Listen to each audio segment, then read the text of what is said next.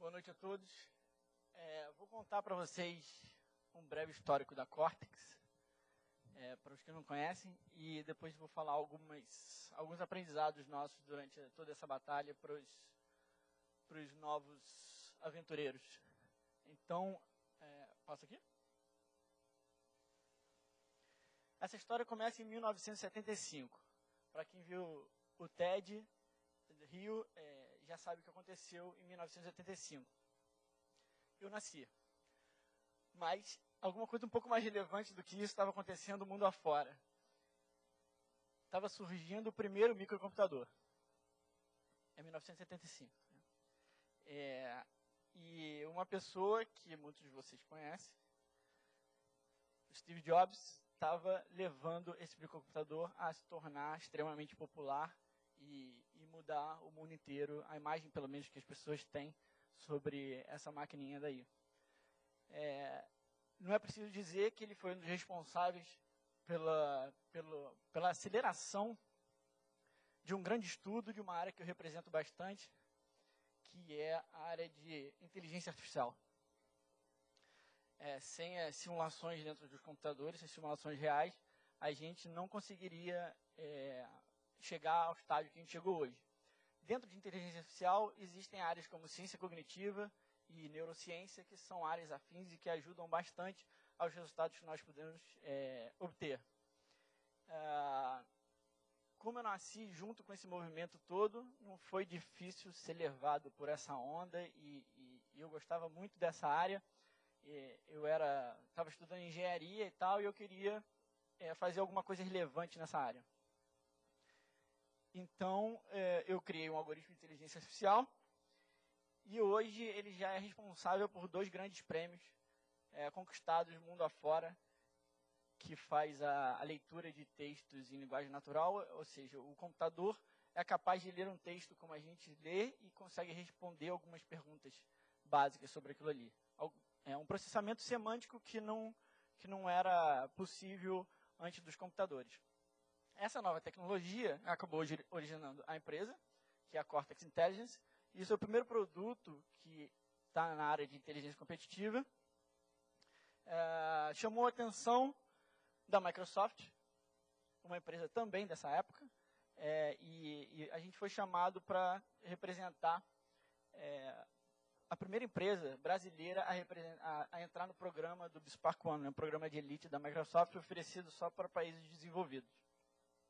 Então, essa tecnologia e o estudo dessa área todo foi muito importante para o crescimento da empresa. A gente achava, tinha uma cultura, não só de que a gente queria montar uma empresa e fazer isso crescer e ganhar dinheiro, mas a gente queria mostrar também que os brasileiros podem contribuir, podem fazer mudanças no mundo também, como esses grandes ídolos da minha infância, né?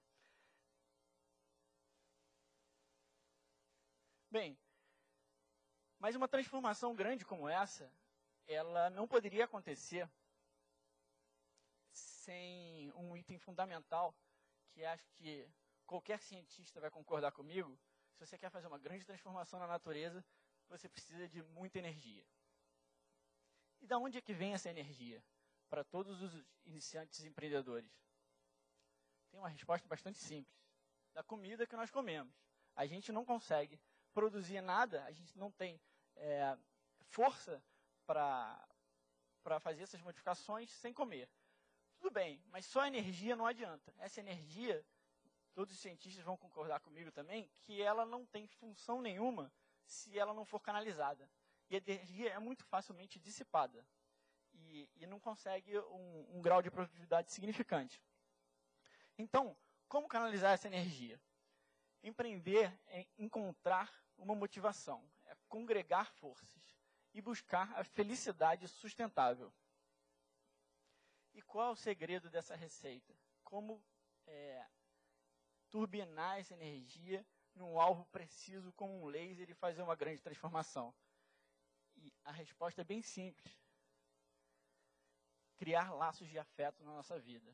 Ou seja, nossos amigos, nosso processo de socialização, nossa família, esses laços de afeto vão ser os grandes responsáveis pela consolidação da energia que nós precisamos para fazer uma transformação no mundo.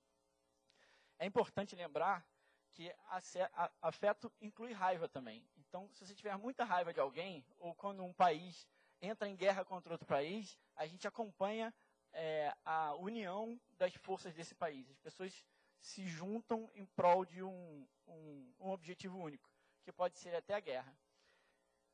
Os laços de afeto, eles são tão importantes que alguns estudos feitos nos Estados Unidos dizem que se você construir grandes amigos e tiver uma família sólida, você vive em média 10 anos a mais do que um ser humano normal.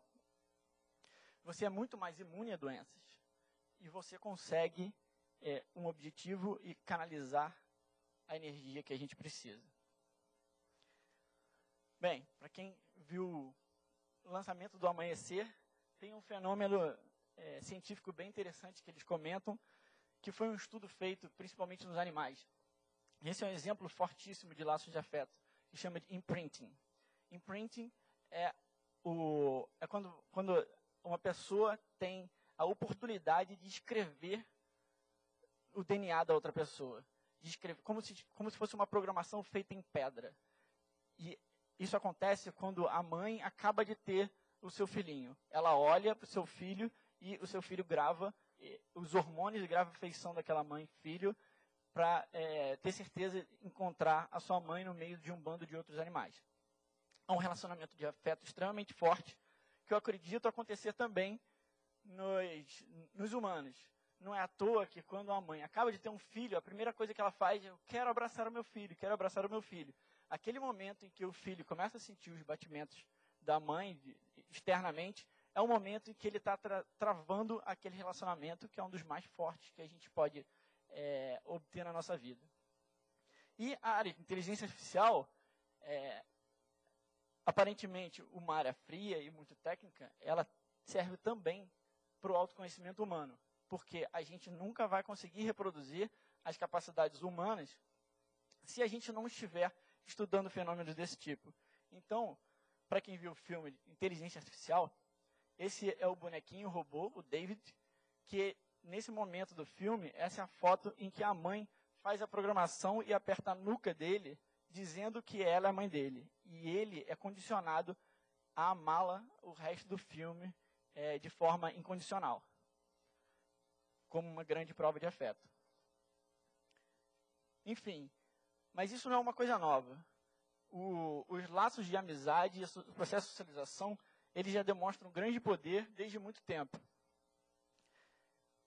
Existem cientistas que acreditam que os neandertais tiveram um grande encontro com os Homo sapiens, a qual todos nós descendemos, e eles tiveram uma grande batalha, e essa batalha foi vencida pelos Homo sapiens, principalmente porque eles tinham uma estrutura de sociedade, tinham uma estrutura de guerra, um trabalho em equipe muito mais sofisticado que os neandertais, que tinham muito mais força do que qualquer outra coisa. Então, a natureza vem mostrando para a gente que o trabalho em rede, o trabalho em equipe, a força dos laços sociais é talvez um dos maiores bens do ser humano.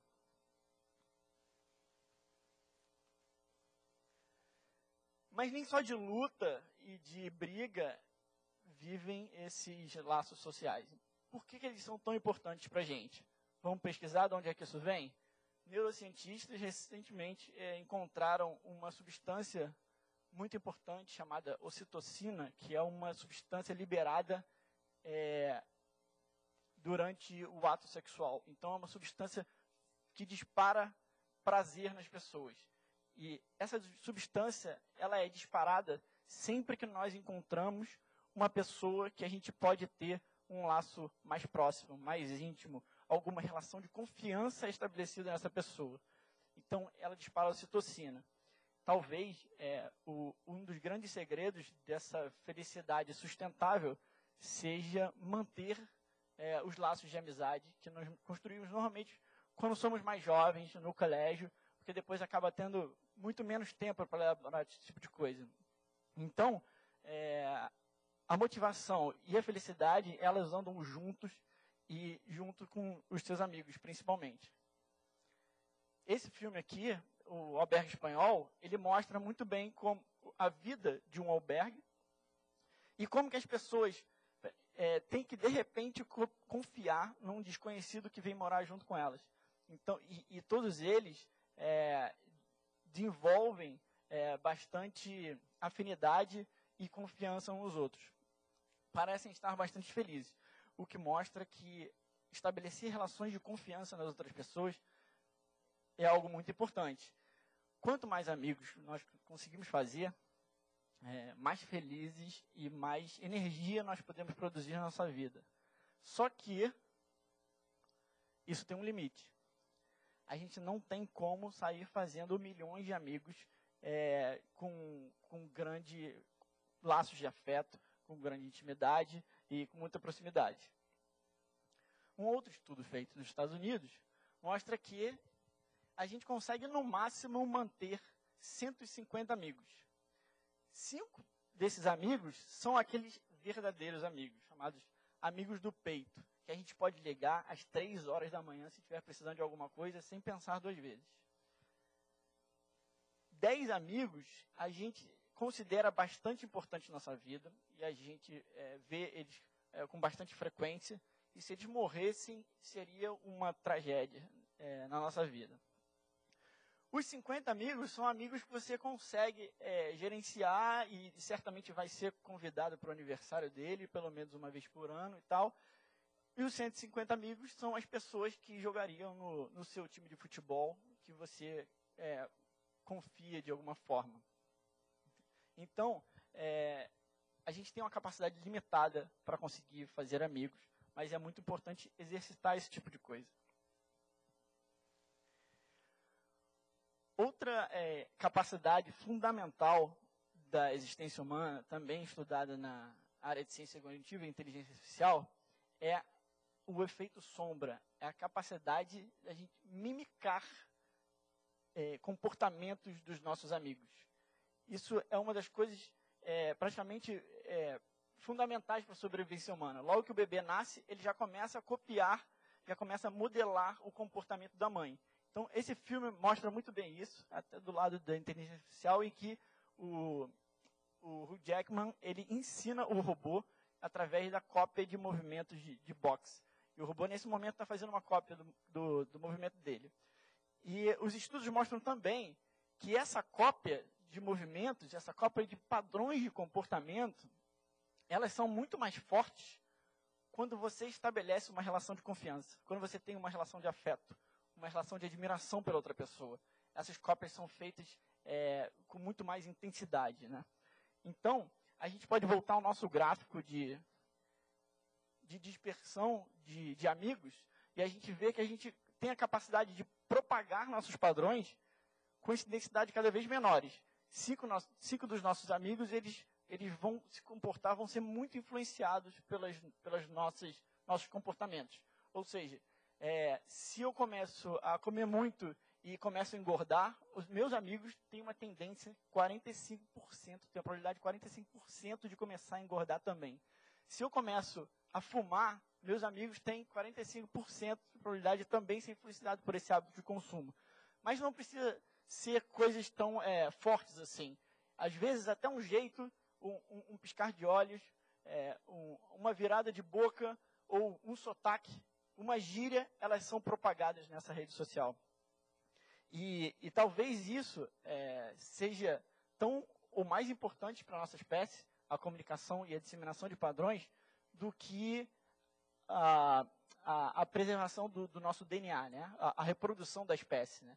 Já dizia Richard Dawkins, um dos estudiosos da área de inteligência artificial, no livro O Gênio Egoísta, que os padrões chamados memes talvez sejam mais importantes do que nossos genes.